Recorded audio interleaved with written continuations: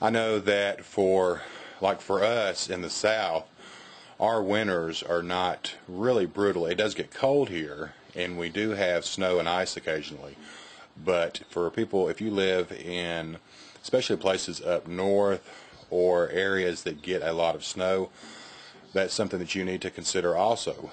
Because if you're in the city, then you may be used to having your roads cleared and having access to things if it comes an ice or a snowstorm. But in the country, a lot of times you do not have that option. So you will have to learn how to deal with really harsh winters. And for a lot of people who have been pampered in the city, unfortunately, that's something that they just cannot deal with. So that is another consideration that you want to think about if you're going to think about moving to the country. Another thing that you want to consider, and this is especially for people if you have children or if you are maybe elderly or have a lot of health problems. For one thing, the schools typically in a rural or country area are typically not as good as they are if you are in a metropolitan city area.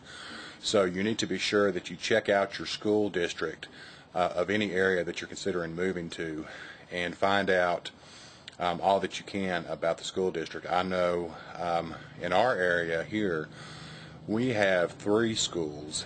We have an elementary school, a middle school, and a high school.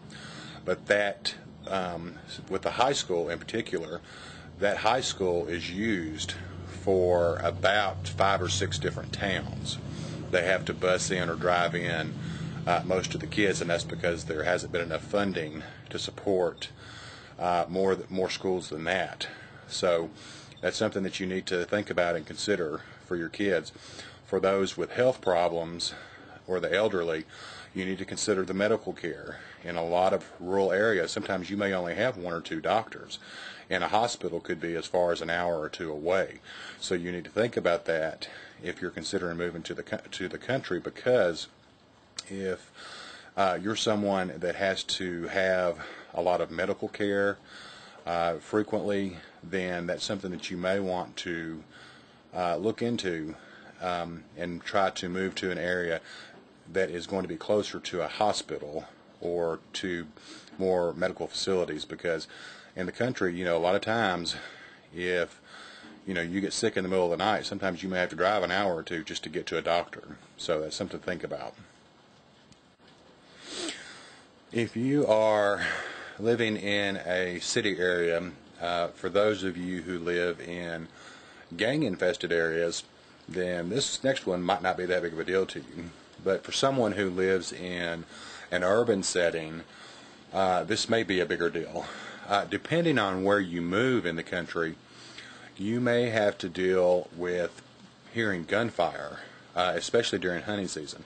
And I know a lot of people, a lot of people that really won't be a big deal, but there are people who do have strong aversions to firearms and gunfire, and it can make you very nervous.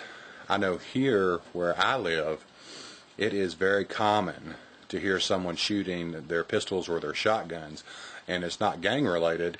In off season, it's because people are target practicing.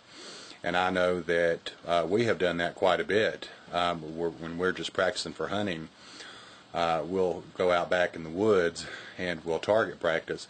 And a lot of people do that. So, just about every day we hear some type of gunfire. During hunting season, you're going to hear a lot more of that.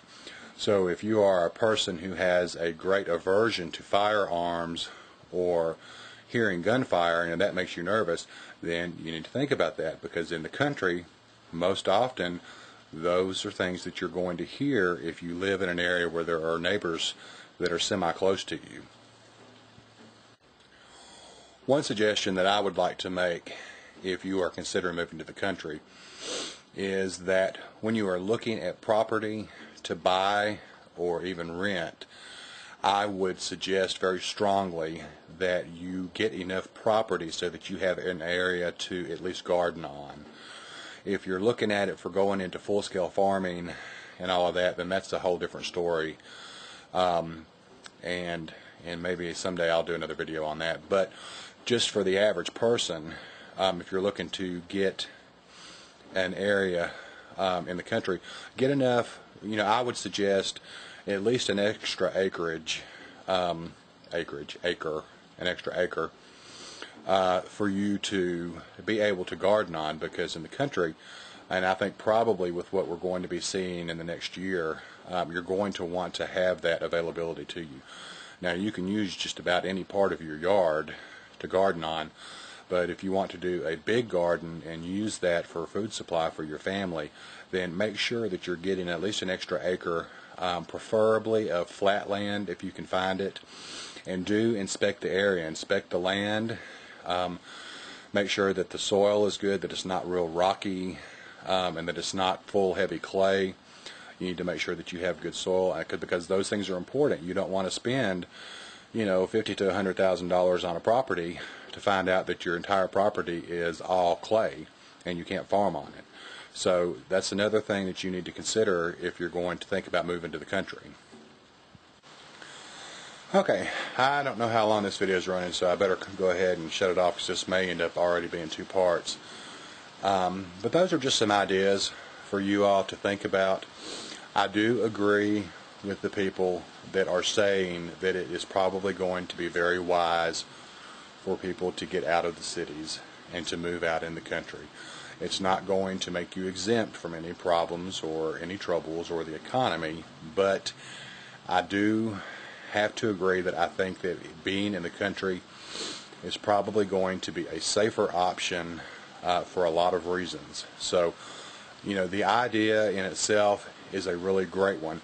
You just need to weigh a lot of things and consider a lot of things before you just jump in willy-nilly and hop off and move to the country, because it is a very, very different way of living. As I said earlier, when I first moved here, even having grown up some in the country, it's much different when you actually live in it 24 hours a day. So I had to learn a great deal of things, and it was hard on me for a while. It took me about 2 years before I really acclimated to actually being in the country.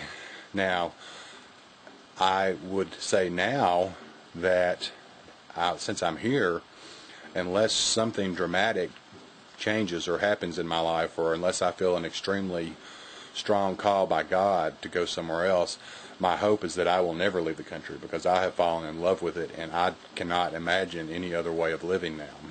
But it is a lot of hard work, it is a lot to get used to, but there are a lot of benefits to living in the country. So I hope that this video has maybe helped somebody, and at least probably given you something to think about when you're trying to make your decisions. So as always, if you guys have questions, be sure to leave them in the comment section below, and I appreciate you guys taking the time to watch. God bless, and have a great day. Bye-bye.